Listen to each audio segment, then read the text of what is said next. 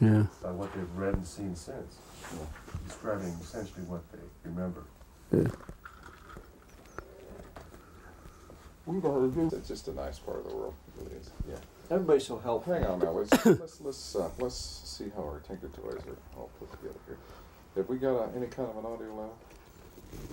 Yeah, if you just want to give me a little bit of... Glenn, would you just say a couple things? Okay, first of all, the phone was ringing, right? Okay, the way I became involved in this was started out in the early afternoon, around probably 1:30 in the afternoon, and I received a telephone call from the mortuary officer out at the Walker Air Force Base, Army Airfield Base, and he was inquiring about what would be the smallest possible casket that we could get that would be hermetically sealed. And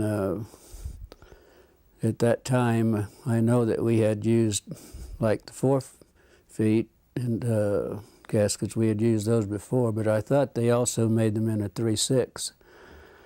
So, but he wanted to know if we had any in stock, and I said no, but if I can make a call to Amarillo, I can have him in, by 7 o'clock the next morning on a truck. So he said, I'll get back to you. And that was the first contact that I had with the base. And then what? Then he called back, probably 45 minutes or so later. And he said, I need to ask you some more questions. He said, in case something like this should happen, he said, we need to know what the preparation, what your preparations are for the bodies that had been laying out in the elements, And he said, we need to know also what if your treatments of the bodies are the remains, what could you do to them, and if your treatments, would it change any of the chemical breakdown of the tissues, the blood? Would it make a difference? And I said, I thought probably it would. And I said, of course, he knew exactly how we would treat those bodies because we have an outline from them and what we really have to do. I think he already at that point knew exactly what we would have to do. Did he disclose to you what he had? No. I told him, I said, if you have a problem, if you want, if you have something you don't really know what to do about it, let me come out, and I'll, try to help you do whatever you want to do. And he said,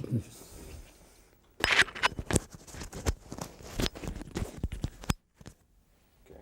And he said, no, he said, let's just back up just a minute there. Let's start again with, you were saying you told him that you can come out and take care of what he had, right? Yeah. Why don't you pick it up from that point again?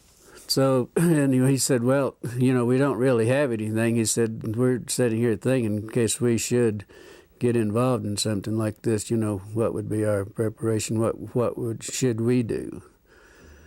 Then I went through, I said, do you really want to know how we would do it? Well, yes, we would like to know. So that's when I explained to him that we would have the vats that we would fill up with formaldehyde solution with water, and we put the bodies in them, let them stay there for 24 hours, and then take them out. And then we would pack the bodies in, would be a sawdust and really a lime,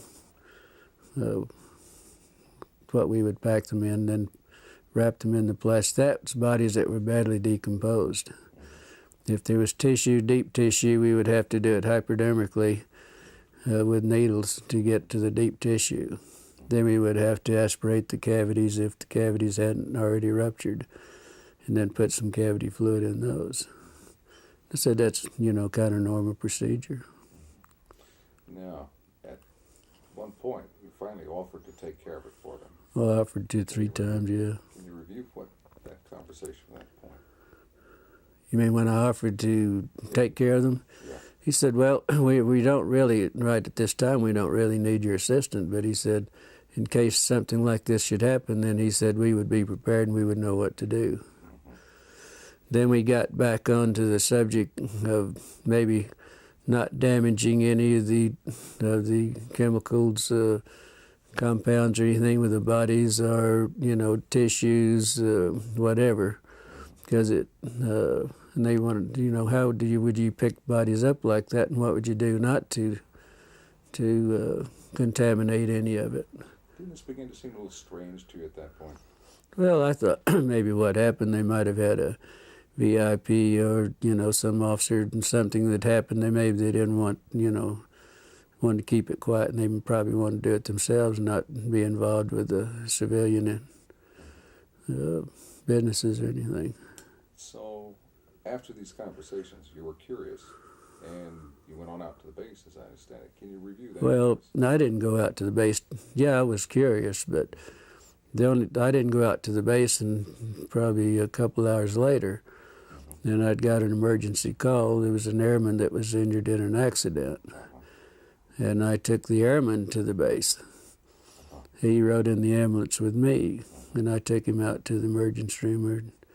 And that's the way I became really involved out at the base. I didn't go out just because I was curious. Give me the sequence from the time you picked up the airman and just describe to me. Well, when I got the call, I left the funeral home, and the ambulance went to the scene of the accident, picked the airman up. I did not place him on a stretcher because he had a head injury in the nose. I think his nose was fractured. So I did some minor first aid, and then he sat in the front seat with me all the way to the base. When we got to the base, then he walked into the emergency room. I didn't have to take him in. They didn't bring out a gurney or anything. He just walked in on his own. Then I never did see him after that. Then I had this friend that I wanted to talk to and see. This is a lieutenant nurse that I knew quite well, that had only been there only been commissioned and been out to sign. This was her first assignment out to the air base. And I wanted to talk to her, and so I was going down the hall, and first thing, the lieutenant that I wanted to see was coming out of one room, going across the hall to the other. And she noticed it was me. She said, "How did you get in here, and what are you doing in here?" And she said, "You better get out in a hurry." She said, "You're going to get in a lot of trouble." She said, "Would you please leave and get out of here in a hurry?" And then I turned around, and she went on into the other room. Then in about the time I turned around, there was another officer said, "Hey, wait a minute." And I said, "Looks like you had a crash." He said, "I see there's some, in the ambulances out there, I see a lot of wreckage." And I said, "Where was the crash?" And he said, "There wasn't any crash." And he said, "Just wait a minute." And then he said, "Wait a minute." And I, stood there for a minute. And he turned around, and evidently he must have waited for somebody else to come out, because there was another officer coming out. He said, "This man says there was a crash out at the base." He said he wanted to know he was inquiring about our crash. And this was when I encountered, he was a red-headed officer, and very nasty, very rough. He said, "You did not see any crash. There was not any crash." And he said, "You get the hell out of here, and you didn't see anything, and you don't talk to anybody."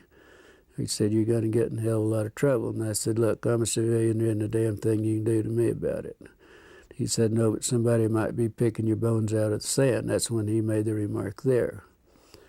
Then there was a black sergeant that was standing beside him, and he said, "Yeah, but he would make better dog food for our dogs." Of course, I didn't understand that, but my father happened to be an old trapper and for a hobby and everything. And I said, "My father uses guys like you for bait in these coyote traps." And then there was two MPs that joined me right on, took me outside, and each holding me by my elbows, and they escorted me out back to the ambulance and followed me all the way back to the funeral home. Now, as you were entering the hospital, you saw something in 3 trucks. Yeah, because usually where I parked, there was 3 field ambulances parked in the area where I usually park, where we back up to the ramps.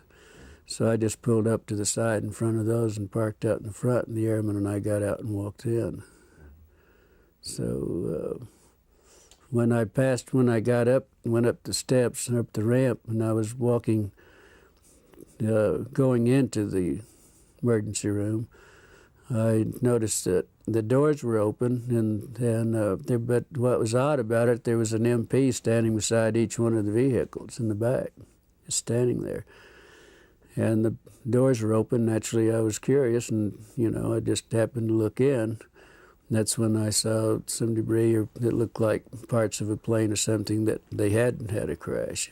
Because I've seen them do this a lot of times, bring in pieces in the old ambulances in.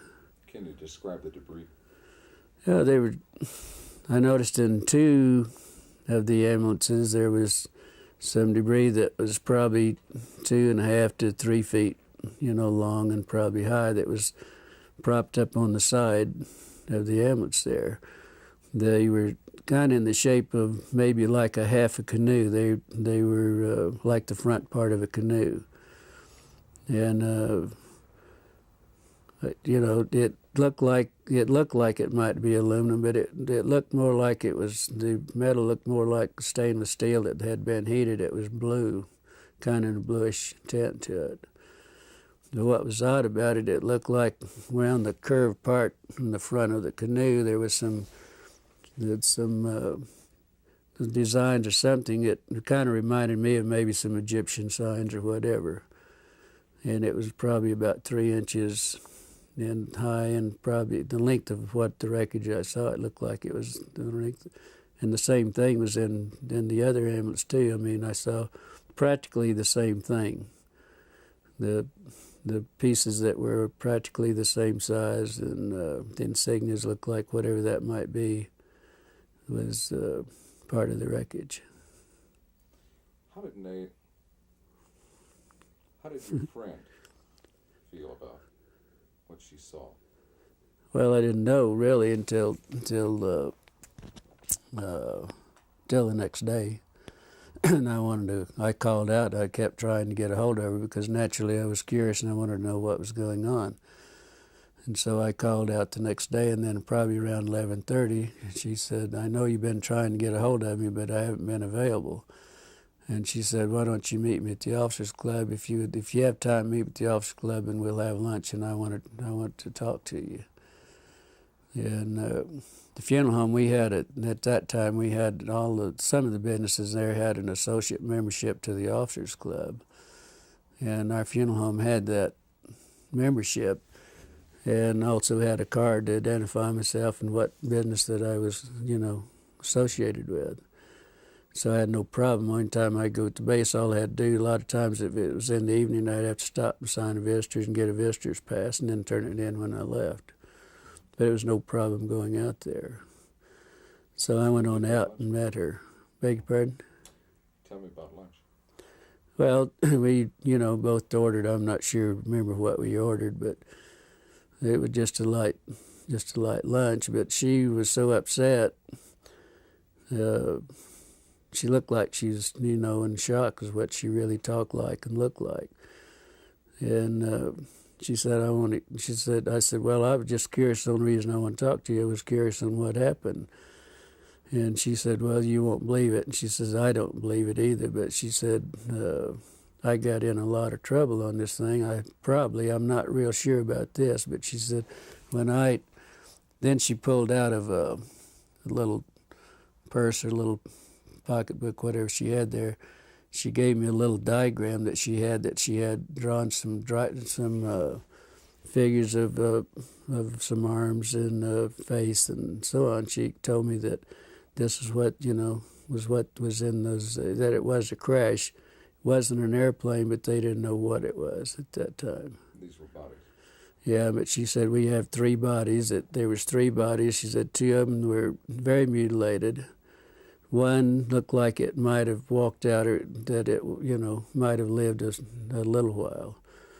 and she explained they were like 3.5 feet to 4 feet tall. The two of the bodies were you couldn't identify much because they were practically destroyed, and it looked like maybe that they might have been a predatory animal or something might have been doing some damage on the bodies too. How did she describe their head and their hands?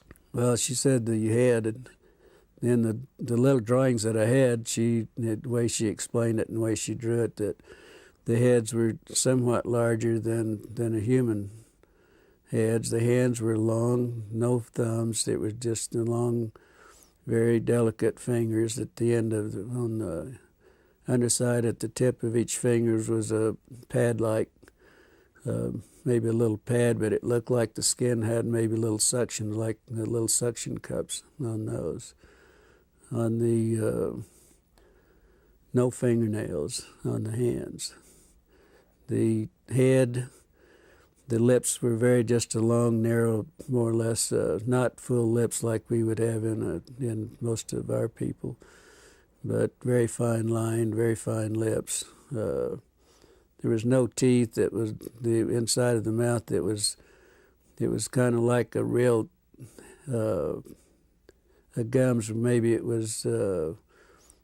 She said to explain it. It was almost as hard as if it was rawhide. Maybe, at that. The ears. There was only 2 small orifices on each side of the head with looked like a couple of small lobes that might, some way that might cover both of those. But there was not a protruding ear. And also that the nose, there was only 2 small orifices in the nose. There was really no nose that was convex. It was all just flush with the face. Was she emotional about all this? Very much so. Very emotional. She would have to stop and drink water every once in a while, and also she never touched a meal. All the time we were talking in an hour and a half that we were there, she never touched her meal. Any other demonstrations of emotion? Indications of how she was upset? Well, just, every once in a while she'd go like this, and wringing her hands, and she said it was the most I've never been so horrified in my life. I've never seen anything so gruesome in my life. I've never smelt anything that smelt worse in my life. And she told me that when I saw her, she was leaving the room to go to the bathroom because she was deathly ill and was going to throw up. Did she recognize any of the doctors by the examining the body? She told me, she said, I asked her that question, which of the doctors, and she said, I don't know that I knew them, and that was her answer. So, but she said she walked in the room and they said, hey, we need you, you need to help us. And that was the way she became involved in it. And then she got ill. The doctors also became very ill. They would have to do a little examination, then they'd have to leave and go sit down, and then they would come back and do a little bit more. It was that bad. After your conversation with her at lunch, can you describe what happened next? How you were unable to see her again, and how you learned the... Well, yeah, we'd visited a while, and then I had to get back to the funeral home, go back to work, but then I never did see her after that. And I called out the next day to see how she was feeling, and they told me that she wasn't available. Then I wouldn't be available that day. I called the next day, and they told me that she'd been transferred. And it was rather odd because she'd only been at the base less than 3 months. That was her on commission less than 3 months, and that was her first assignment. So it was rather odd that she would be transferred out, within 3 months. So later on, you attempted to, I guess you got a letter. Then about 2 weeks, probably 2 weeks, at least 2 weeks. Could have been a little longer, but I know it was at least 2 weeks. I got a letter addressed to me at Glendennis at the Ballard Funeral Home. With she didn't sign. It didn't have any returned address or anything on it. But inside of the letter, It was just a note. She said, I don't have time to write. I will write later. This is my APO number. And that was the extent of it. So then I wrote back to her and asked her more or less how she was feeling and why the sudden transfer, and then I hoped that she wasn't in any trouble. It was just a short note. I really didn't go into a lot of detail or anything. Then probably 3 weeks or probably a month after that, then I got the letter that I had mailed to her. It was returned. It was stamped return, and also it's in red printing it said deceased, and that's the last time I ever heard anything about it. Then, then I went out to the base a few days later, and I was talking to one of the nurses, and I said, whatever happened to the lieutenant? And she said, well, the rumor is that we heard that she was killed with 5 other nurses in a training mission in a plane crash. And that was it. No indication of where? Well, it was in London, England. She said in the note that she sent me that she was in London, stationed in London. And that was it. That's the last time I ever heard. Do you believe that she's dead? No, I don't think so. After all that's happening and after, threatening me and everything, I doubt very seriously that she was. I would hope not. What would you like to say to her if she happened to see this? Well, if she happened to just see it, if she feels like if she wants to talk, if she feels like I would like to hear from her, yes. See what's been going on in her life and why she wasn't able to contact me. If she, feels like it.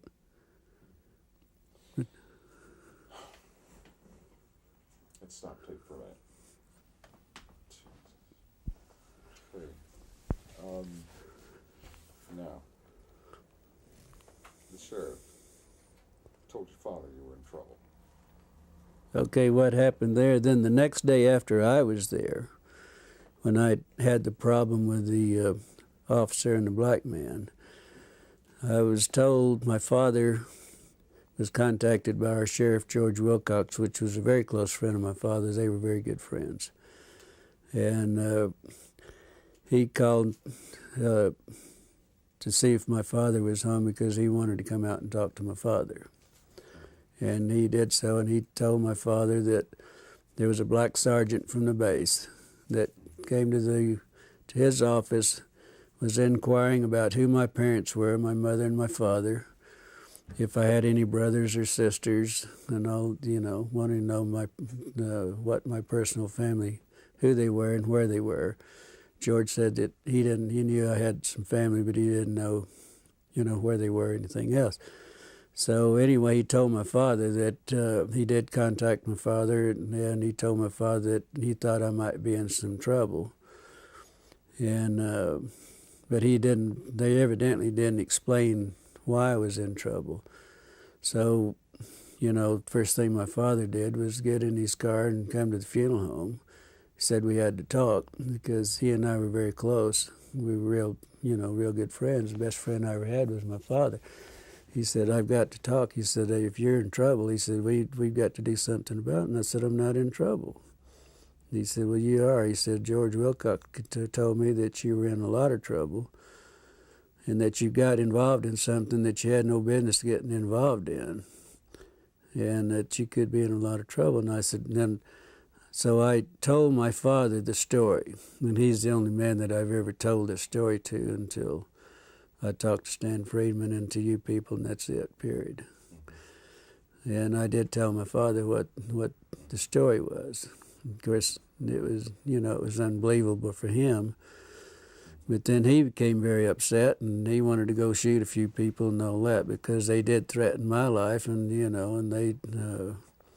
so that was the way my father heard about it, and that was the extent of my family. And he never would tell him who my brother, and I had a brother that was a fighter pilot during that time, and I had 3 sisters, and one of them was a nurse. But he would never tell him anything, and so he didn't tell the sheriff or anybody else, because the sheriff was supposed to call him back and give him the names and where they were at, and he wouldn't do it. Let's get back to your friend. Did she express an opinion as to what she thought these beings were? Did she think they came with it? Well, The the only remark that she ever made was that they definitely weren't humans as we know humans, but they could be from another planet. Or the doctors were explaining this, that they couldn't be from our planet. They had to be an alien, or had to be something else, but not in our planet. She had a phrase she used to describe how they looked to her. You remember that? You were telling me? Like little black Chinamen? Well, she said that, well, of course they were, first thing she said they were black. They were just as black as they could be, but probably laying out in the elements in July in Roswell with 105 to 110 temperature every day and 80 degrees or so at night. I mean, that wouldn't be uncommon, because we picked up a lot of sheep herders of people that have been found dead that's laying in the desert, for days and bitten by rattlesnakes or whatever. And they do turn, as black as they can. And I know exactly what they were talking about, because, with the smell and the odor being so drastic, because this is a very unpleasant situation, And let's talk about their eyes. How did she describe their eyes? Well, she said that, of course, their eyes were set back into the skull. Oh, and it was I thought it was interesting also that she said their skulls, the doctor said their skull bone structure wasn't like ours. It wasn't actually a bone.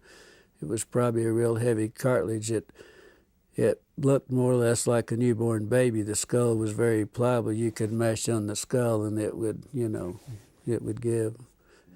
And so the bone structure, bones not like our bones, it was our skull and everything. What about the bones in the hands and arms? Said very fine, very delicate. The arm bones, like the radial and the ulnar and in the arm, that was so fine that he doubted if they could lift. She said they doubt if anyone at that size and the arms at that could lift 50 pounds on the earth or anywhere else. They doubted they had that strength. But she said the one that hadn't been mutilated to a great extent, it reminded him of a real small ancient Chinese person, no hair at all, and very, very delicate skin. In fact, he said the skin would look like they could almost see through it, almost transparent. Why don't you give me a paragraph on the ears and the nostrils? Well, the ears, like I think I stated to you, that the ears, there was a couple of small orifices, one on top of the other, with two little lobe flaps, one over the other. They didn't really know if they had any significance, how they worked or what. They didn't go into that. The nose was only a couple of very small orifices, holes right there, just above the lip line. But it had, there wasn't anything covering it. And it was just like two small indentations there, and that was it. Said it was very unusual. Does anyone else, Don, Kel, do you have anything that you think you're talking about the hands. The hands. Yeah. Describe the hands. The hands, well, there was one hand. There was one hand that evidently wasn't attached to the arm. And she said that where she got sick and left the room was that this doctor had the long forceps and picked the hand up and turned it over. And that's when they noticed that there wasn't any thumb. None of the bodies had any thumbs or anything. They were just long, very fine, very delicate fingers, no fingernails. But right at the tip of each finger, it looked like there was a pad. And in this pad, it looked like it might have had very small they were like little suction cups, very minute suction cups. The doctors, that's the way he explained it, that was looking at it. Let's have tapes right now. Okay. We need to get the arm as well. Okay, yes, the Which arm. goes with that. We need to go about the arm. Really? In the magazine we publish, and with the pads at the tips of the fingers. Maybe you can get Can you get a copy of them? I can send you a copy. I'd be happy to. It's amazing. It all fits together. That's the And they thing. would It not just have fits known together. about Obviously, it wouldn't know about your information. Yeah, well, see, I've never vice versa. I've never discussed this with anyone. My father was the only person I really ever discussed this. I didn't discuss it at the funeral home or anything else. I never discussed it with any of my family, period. I never have until I met Stan Freeman 2 years ago. It's the first time I ever discussed it. Would you have an interest in some dubs of testimony that we get from other people here? I'd be happy to. Well, I'd send love it to, yeah, but I'd love to. I'd like to have a tape of mine also, if Sure, you absolutely. Of course you we can know. do that. Maybe we can send you two, one for each hand. Or My, something. my daughter said if I want a tape of this and I want to keep it, and I want it in the family. But We'll make you up. yeah, I would love to, whatever. If you guys feel comfortable, I'd love to, have some tapes of whatever, Absolutely. I We've would. got quite a few that we could probably run off. What you have VHS or Beta machine? Tape? I'll see to that we get some dubs of other people's interviews. I just go to Kmart or wherever and buy the. I think we have the tape going now. Why don't we start with the thing? How they Well, request? he talked about the hand, so for continuity, it might be good to go to the Oh, arms. this will all be edited anyway, but we can start wherever you like. You want to go with the, let's start with the arms, okay? Anytime. Oh, forget the camera. Seeing if he was ready. It's not there. Yeah, It's not there. that's all right. But you were asking me to describe the arms, and this was another thing that the lieutenant brought out, that it was very the difference between theirs and ours, from the wrist to the first joint here, that it was probably 1.5 times longer than the top part up here. It was very odd looking. It was very odd, she said. And the very small arms, very small. Bone structure? Bone structure. Of course, I asked her about the bones because we were talking about the wrist bones and everything, and she said it was very similar to ours, but the bones were so small that their bones probably wasn't in the arm wasn't any larger than my finger. Wow. So Okay, now give me 2 or 3 sentences on how they were dressed. If they were dressed. we never mentioned it. Is that Never talked about the dress. Did she say anything about sex, or was she able to determine? She said she really never. She was so sick and everything that never even entered her mind. So that was it. I guess not. No way to determine the sex of the beings then. Well, it wasn't discussed with her. It probably was, but she, like she said, I was so ill and so horrified that I don't. She said. She sat up all night, and she knew I was going to be real concerned. Knew I was going to be on what happened. She knew that I got in trouble probably, and she drew that. She sat up and made little notes on the back of these little prescription pads, and that's what she had her notes made out, and that's what we discussed, particularly what she had. I was very interested in that you had kept so many records of the incident and pertaining to everything that you knew regarding the UFO correction, and you kept them in the there at Ballard's, and then later they disappeared. Yeah. Could you give us a Well, sense of that? I was really in charge of all the military contracts. I did all the bids and everything, and really took care of all the contracts myself. And that was one of my duties at the funeral home, to take care of the military. And I had a file on everything that ever happened at Walker Air Base. Like Bob Hope and some of the big orchestras, and everybody'd come and have the big parties and everything in the hangars. I attended, but I would also have pictures and everything. I had a personal file that I kept, and I kept everything in this file that pertained that I attended or whatever. And this is where I put the diagrams and the notes that she gave me was in my personal file. Well, then the Ballard Funeral Home sold at a later date, several years later, that it sold.